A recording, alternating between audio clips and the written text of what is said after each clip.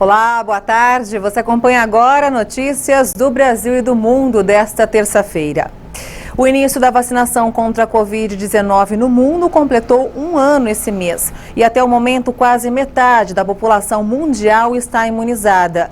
Para a comunidade científica, a vacina é considerada um marco histórico. Aos 90 anos, Margaret Kinney entrou para a história ao ser a primeira pessoa do mundo a receber a vacina contra a Covid-19. A vacinação aconteceu no Reino Unido, no dia 8 de dezembro de 2020. Um ano depois, a vacina contra a Covid-19 já é considerada um marco histórico pela ciência. A proteção proporcionada pelos imunizantes possibilitou que o mundo retomasse as atividades durante a pandemia do coronavírus e teve reflexos médicos, sociais e econômicos. Mas os números mostram que a vacinação ainda está abaixo do ideal no mundo. A estimativa é que menos da metade da população mundial esteja vacinada até o momento. Nos países ricos, o índice chega a 70%, mas nos países pobres é inferior a 4%. Um problema que tem consequências para todo o planeta. São nesses locais que surgem as variantes do novo coronavírus. O caso mais recente é o da Ômicron, que teve origem na África. O mundo completamente globalizado e vivendo uma pandemia que muito provavelmente não será a última, nós temos que ter também uma visão geral. Nós não podemos ter uma visão como lá na Idade Média seria uma cidade, ou como aí no século XX a gente ainda pensava só em países ou regiões. Nós temos que pensar no mundo, porque se houver no mundo um vírus que possa ser letal, ele pode sofrer mutações, e vocês viram, a Ômicron, ela chegou com uma rapidez muito grande da África e se espalhou, e hoje em dia, o vírus dominante na Inglaterra, nos Estados Unidos. E para barrar a entrada dessas variantes no Brasil, o comprovante de vacinação passou a ser obrigatório para pessoas que vêm de fora. A medida vale tanto para estrangeiros quanto para brasileiros que chegam do exterior. Esse mesmo documento já é exigido em mais de 250 cidades brasileiras para frequentar lugares públicos. Por um lado, reforça a importância da vacina na vida das pessoas, mas por outro, levanta a polêmica. A vacinação deve ser obrigatória? Esse advogado, consultado por nossa reportagem, afirmou que não há um consenso na lei. A própria Constituição garante os direitos individuais do cidadão, como o de ir e vir sem apresentação do comprovante da vacinação. Mas o texto constitucional também prevê que os interesses coletivos devem se sobrepor aos individuais. Porque o lado material ele leva para o direito constitucional, onde nós temos um choque entre direitos individuais e direitos coletivos. Tem a liberdade do cidadão, a liberdade do indivíduo, e ao mesmo tempo tem o dever e a obrigação do Estado de promover a saúde e a vida da coletividade. Então tem esses dois embates. O advogado ressalta que a justiça brasileira tem tomado decisões em favor dos direitos coletivos, como aconteceu no caso da obrigatoriedade do passaporte de vacinação, que foi determinada pelo Supremo Tribunal Federal e não pelo governo. STF, que é o nosso guardião da Constituição, vem decidindo pelos direitos coletivos. Esse é o momento que nós temos agora. Em diversas decisões, principalmente capitaneadas pelo ministro Barroso, o direito coletivo vem tendo essa posição de destaque. Mas ainda hoje existem diversas discussões sobre o tema. Em meio a essa discussão, as opiniões também se dividem entre a população. E o senhor é favorável ou contrário à obrigatoriedade desse passaporte da vacina? Aí você pegou no calo, né? Não, sou contra. Eu acho que esse negócio de obrigatório, eu acho que não serve para nada. Acho que tem que ser da cabeça de cada um ir lá e se vacinar. O mundo está se reinventando. Por quê? Porque aconteceu uma pandemia.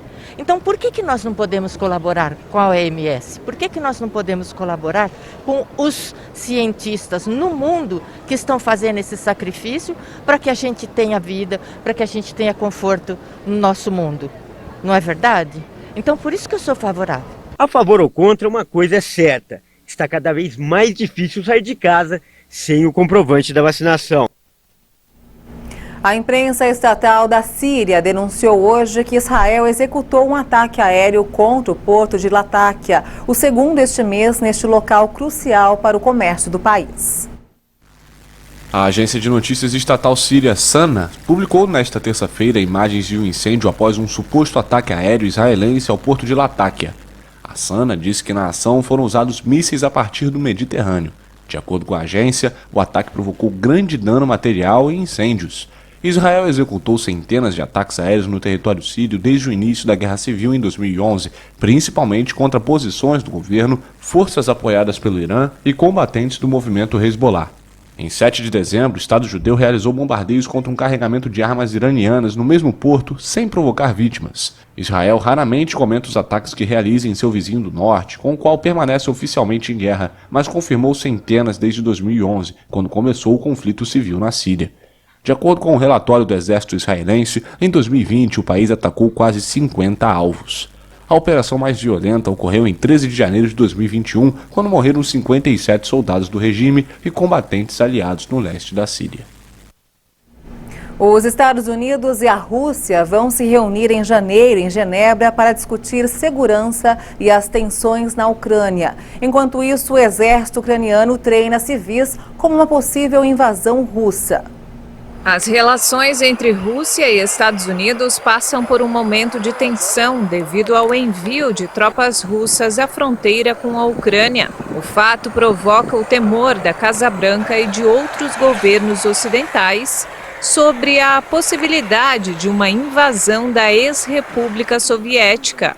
A Rússia afirma que atua diante da ameaça representada pelo avanço da OTAN e exigiu que a Aliança Militar Transatlântica proíba qualquer expansão futura em direção às suas fronteiras. O país também quer a interrupção de qualquer cooperação militar no que Moscou considera sua área de influência. Uma fonte do Conselho de Segurança Nacional dos Estados Unidos afirmou que as negociações serão acompanhadas por uma reunião entre Rússia e OTAN em 12 de janeiro. Enquanto isso, a Ucrânia treina reservistas do exército se preparando para uma possível invasão russa. Dezenas de civis se alistaram ao exército de reservistas da Ucrânia nos últimos meses. Diante do medo de invasão da Rússia, que Kiev acusa de concentrar 100 mil soldados em suas fronteiras. Moscou nega qualquer plano de invadir o país vizinho. A Suprema Corte da Rússia ordenou hoje o fechamento da Fundação Memorial, organização de direitos humanos mais conhecida do país e símbolo da defesa das liberdades civis. Mais tarde, 2 colaboradores do opositor preso Alexei Navalny foram detidos. E é conhecida por seu papel como guardiã da história das vítimas do Gulag, sistema de campos de trabalhos forçados para criminosos, presos políticos e qualquer cidadão em geral que se opusesse ao regime na União Soviética. Opositores a Moscou afirmam que a decisão faz parte de uma onda de repressão contra os que criticam o Kremlin. A opressão se acelerou em 2021, ano em que houve o fechamento de veículos da mídia independente e de ONGs, assim como o desmantelamento do movimento do opositor preso Alexei Navalny. No início de novembro, a acusação pediu a dissolução da Memorial Internacional, a estrutura-chave que coordena a rede da organização no país. A ONG foi acusada de ter infringido de maneira sistemática as obrigações de sua condição de agente estrangeiro. A categoria agente estrangeiro designa organizações consideradas culpadas de agirem contra os interesses de Moscou, recebendo fundos estrangeiros. Do lado de fora da Suprema Corte, um grupo grande de manifestantes protestou contra a decisão. O homem se amarrou a um poste com um cabo que a polícia teve de usar uma ferramenta para arrebentar. O manifestante acabou sendo preso. Ainda nesta terça-feira, 2 colaboradores do opositor preso Alexei Navalny foram detidos, Zakar Sarapulov e Ksenia Fadayeva, vereadora de Tomsk. Fadayeva foi eleita em setembro de 2020 para o parlamento da cidade siberiana, onde Navalny foi envenenado em agosto do mesmo ano durante a campanha eleitoral. E essa edição fica por aqui. Eu volto logo mais às 5 da tarde com outras informações. E se você quiser rever as reportagens desta edição, é só acessar o canal Hit Notícias no YouTube. Obrigada pela sua companhia e até lá. Tchau.